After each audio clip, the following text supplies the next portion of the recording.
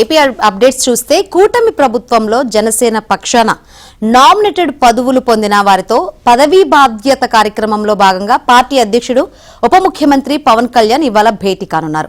మంగళగిరిలో నిర్వహించనున్న ఈ కార్యక్రమం గురించి మంత్రి మనోహర్ టెలికాన్ఫరెన్స్ లో పార్టీ ఎంపీలు, ఎమ్మెల్యేలు, ఎమ్మెల్సీలు, కార్పొరేషన్ చైర్మన్లు, డైరెక్టర్లకు వివరించారు. దాదాపు 3,000 మందితో నిర్వహించనున్న ఈ కార్యక్రమంలో నామినేటెడ్ పదవులు పొందిన వారందరికీ పవన్ దిశానిర్దేశం చేయనున్నట్లు తెలిపారు.